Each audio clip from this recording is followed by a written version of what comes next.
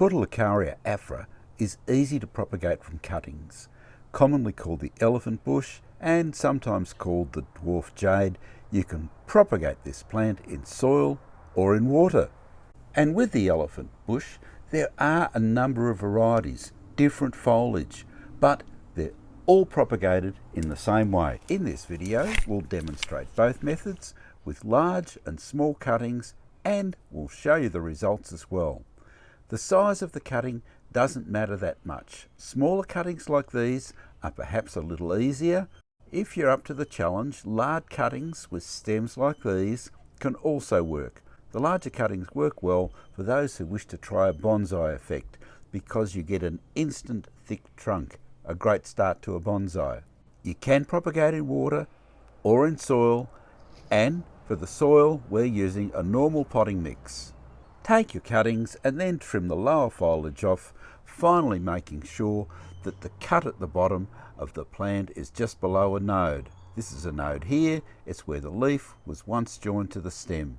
The reason for this is that it is from the nodes that the plants send out new roots. Trimming to just below a node helps prevent rot. Then you leave the cutting in a shaded position for around 4 to 5 days so that the cut can callus over. Again, this helps prevent rot. So here we have our cuttings and they've all healed over, so that's dried out nicely. So is soil propagation better than water propagation? Let's plant the cuttings and see what happens.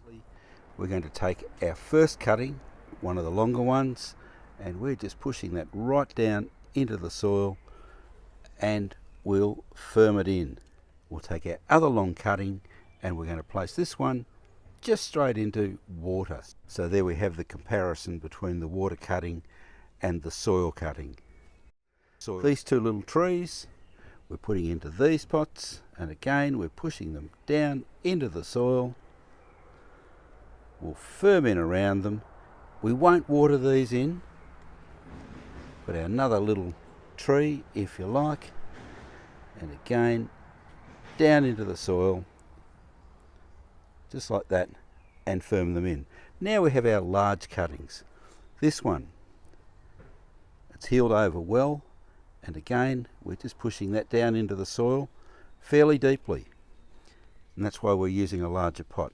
This one here could be the tricky one. It's going to go down into the soil and we think that it should stay there, but just to make sure that it does stay there, we're going to sit some little stones around the outside.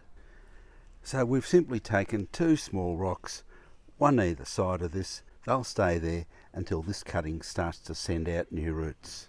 In the meantime, all of these are going to go away into a spot where they get good airflow, where they don't get any rain because we don't want any moisture on them for a while. There'll be enough moisture in the potting mix to get them through, and at this stage these succulents will also take excess water from their leaves. As you can see, this soil is damp, so we're not going to water the cuttings for 10 days, and we suggest that you do the same. After 10 days, water the cuttings once, not a soaking, just a little water. With the cuttings that you're growing in the water, you need to change the water every 2 to 3 days just to prevent any diseases. After 6 weeks, you should have good root growth. So here's the water method. Definitely roots are developing, and you can see that easily. Now let's take a look at the roots in the soil method, and a warning here, don't do this at home. We're only doing this to show you the difference between the root growth in the water propagation method against the soil method. So here are the roots of the soil method on a small cutting, and you can see they look pretty good. And here are the roots on a large cutting. They're okay, but they will take a little bit longer to develop. So what wins, the water method or the soil method? For us, it's the soil method. Better root development, and you don't need to repot the plant as you will need to if you're using the water method. And of course, once the water grown cuttings have developed a good root system, you'll need to pot them up into soil. Here are some cuttings that we took round about 2 years ago. They've been sitting in the one pot for for that whole 2 years. So 4 cuttings in the one pot. This was a larger cutting, and you can see it's branched out. This little cutting down here was actually a leaf cutting, so a leaf just sitting on top of the soil, and we'll show you that method in a separate video. Feel free to leave comments or ask questions. Subscribe to the YouTube channel for regular updates on a whole range of succulents, propagation methods, and indeed general garden information. And as always, good luck with your gardening.